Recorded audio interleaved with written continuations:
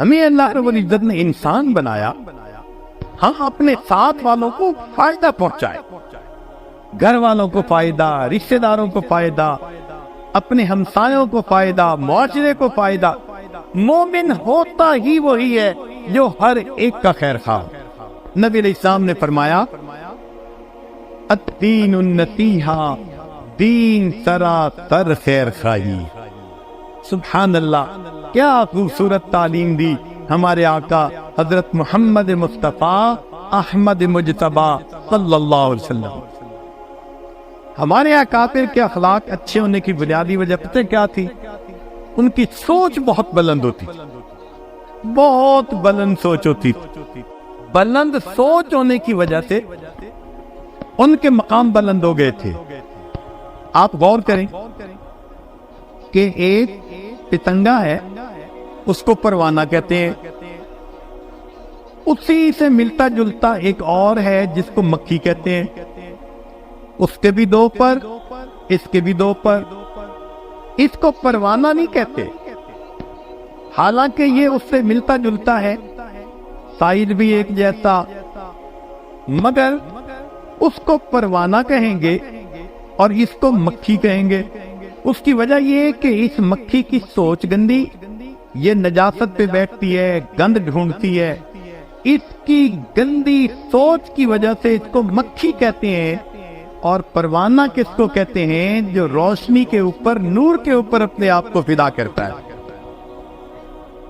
کہنے کو ہم بھی مسلمان، کہنے کو ہمارے اکابر بھی مسلمان، اگر دنیا کی محبت دل میں بھر کے جیتے پھر رہے ہیں تو اللہ کی نظر میں ہماری مثال گندی مکھی کی ہے، اور ان کی مثال اللہ کی نظر میں پروانے کی مانند۔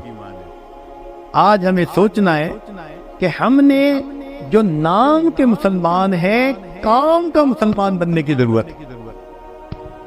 تو ہمارے اکابر کو دیکھیے اللہ رب العزت نے کیا سوچ دی تھی۔ ایک دو واقعات سن کے یہ آج اپنی بات کو مکمل کر دے گا، ذرا توجہ کے ساتھ سنیے گا۔ دہلی کی جامع مسجد، ایک انگریز دہلی کی جامع مسجد دیکھنے کے لیے آیا، وہ آرکیٹیکٹ تھا اور اس کو پتا تھا کہ جامع مسجد کے اندر بڑی اچھی کیلی گرافی کی گئی ہے، تو چونکہ اس کے فن کا کام تھا وہ دیکھنے کے لیے آیا۔ اب دہلی کی جامع مسجد میں کئی سیڑھیاں چڑھ کے جاتے ہیں، اور سیڑھیوں پہ آپ نے دیکھا کہ کئی مرتبہ فقراء بیٹھے ہوتے ہیں، سائل بیٹھے ہوتے ہیں۔ تو ایک معذور فقیر تھا، وہ بیٹھا ہوا تھا۔ جب یہ قریب سے گزرا تو اس نے مانگا، اس نے اپنا ویلٹ نکالا اور ویلٹ نکال کر اس میں سے اس فقیر کو کچھ دے دیا، اور اپنا ویلٹ پھر اپنی جیب میں ڈال لیا۔ اپنی طرف سے تو اس نے جیب میں ڈالا، لیکن حقیقت میں اس کا ویلٹ گر گیا۔ اب یہ چلا گیا مسجد میں، وہاں جا کے اس نے کیلیگرافی دیکھی، بڑی پسند آئی، اس نے فوٹوگرافی کی۔ اس کی بیوی بھی اسی شعبے سے تعلق رکھتی تھی۔ وہ گھر گیا اور گھر جا کر اس نے اپنی بیوی کو بتایا کہ بھئی کتنا اچھا کام کیا ہوا ہے، ہسٹوریکل کام ہے۔ اس کی بیوی کہنے لگی کہ اچھا آئندہ ویکینڈ آئے گا تو میں بھی آپ کے ساتھ جاؤں گی، تو مجھے بھی آپ وہ مسجد کا کام دکھائیں۔ اس نے کہا ٹھیک۔ اب جب رات سونے لگانا تو اس نے دیکھا کہ اس کا تو پیسے والا بٹوا ہی نہیں ہے، تو یہ بڑا پریشان کہ کہاں گرا، بڑا سوچا، مگر اس کو یاد نہیں آیا کہ میں نے بٹوا کہاں گرایا۔ خیر ایک آدھ دن کے بعد یہ ذہن سے بات ہی نکال بیٹھا، کہنے لگا جو 200-400 روپے تھے بس وہ میرے گم ہو گئے۔ جب اگلا ویکینڈ آیا تو یہ اپنی بیوی کو لے کے دہلی کی جامع مسجد دکھانے کے لیے آیا۔ اب جب یہ سیڑھیوں پہ چڑھ رہا تھا نا، تو اس نے دیکھا کہ وہی معذور فقیر جسے پچھلی مرتبہ اس نے پیسے دیے تھے وہ اس کی طرف آ رہا ہے۔ تو اس نے سوچا پچھلی مرتبہ پیسے دیے تھے، پھر اس نے مجھے دیکھا تو امید لگی کہ یہ ضرور دے گا، تو یہ مجھ سے پیسے مانگنے آ رہا ہے۔ لیکن وہ فقیر جب قریب آیا تو وہ کہنے لگا کہ جناب وہ پچھلی مرتبہ آپ نے جب مجھے پیسے دیے تھے تو شاید یہ آپ کا بٹوا تھا جو گر گیا، میں نے آپ کو ڈھونڈنے کی کوشش کی مگر آپ نکل گئے، تو میں نے اپنے پاس رکھا ہوا ہے، آپ اپنا بٹوا لے لیجئے۔ اب اس انگریز نے بٹوا دیکھا، اپنی چیزیں دیکھیں، ڈاکومنٹ دیکھے، ہر چیز بالکل ٹھیک تھی۔ اس کے ذہن میں خیال آیا کہ یہ فقیر تو ایک ایک پیسہ مانگتا ہے اور میرے تو یہاں پر 200-300 روپے تھے، اگر یہ اپنے پاس رکھ لیتا تو کسی کو خبر ہی نہ ہوتی، مگر اس نے یہ مجھے لوٹا دیا۔ تو اس نے پوچھا کہ فقیر آخر تم نے یہ اپنے پاس رکھ کیوں نہیں لیا؟ تو معذور فقیر نے آگے سے جواب دیا کہ شروع میں تو ایک خیال آیا تھا کہ میں اسے رکھ لوں، مگر پھر ایک دوسرا خیال آیا اور میں نے کہا کہ نہیں، میں اسے نہیں رکھوں گا۔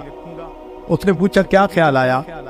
تو وہ معذور فقیر کہتا ہے کہ مجھے یہ خیال آیا کہ میں نبی علیہ السلام کا امتی ہوں، آپ عیسیٰ علیہ السلام کے امتی ہیں، اگر میں نے آپ کا یہ وینٹ چوری کر لیا تو ایسا نہ ہو کہ قیامت کا دن ہو اور آپ کے نبی میرے آقا صلی اللہ علیہ وسلم کو گلا دیں کہ تمہارے امتی نے میری امتی کی چوری کی تھی۔ میں اس خیال کو سوچ کے رہ گیا، میری وجہ سے میرے آقا کو بات نہ سننی پڑ جائے۔ ایک وقت تھا فقیروں کی کیفیت یہ ہوا کہ فرشتوں کو دکھانا تھا بشر ایسے بھی ہوتے۔ نبی علیہ السلام نے ایسی تعلیمات کی، خوش اخلاقی کی کہ جنہوں نے اس کو اپنایا وہ واقعی انسانیت کے لیے فخر ہو گئے۔ کیا خوبصورت سوچ ہوتی۔ آپ سوچئے اگر ہماری سوچ ایسی ہو تو ہم کسی کا نقصان کر سکتے ہیں، کسی کی عزت کی طرف میلی نظر ڈال سکتے ہیں؟ ہرگز نہیں۔ یہ ساری باتیں ہی غفلت کی وجہ سے ہوتی ہیں۔ آج اس غفلت کو دور کرنے کے لیے ہم یہاں اکٹھے ہیں۔ اللہ رب العزت ہمیں غفلت سے محفوظ فرمائے اور حقیقی معنوں میں مسلمان بن کر زندگی گزارنے کی توفیق عطا فرمائے۔ انما الصدقات للفقراء، کہ صدقات تو فقیروں کے لیے ہوتے ہیں۔ اے اللہ جب ہم فقیر ہیں اور صدقات فقیروں کے لیے ہوتے ہیں، اللہ ہمیں اپنی رحیمی کا صدقہ دے دیجئے، اپنی کریمی کا صدقہ دے دیجئے، اپنی غفاری کا صدقہ دے دیجئے، اپنی ستاری کا صدقہ دے دیجئے۔ اللہ ہم پر رحمت کی نظر فرما دیجئے۔ اے اللہ ہم اپنے عملوں کے ذریعے سے تو جنت کے قابل نہیں بن سکتے، آپ اپنے فضل سے ہمارے لیے جنت کا فیصلہ فرما دیجئے، ہم پر رحمت کی نظر کر دیجئے۔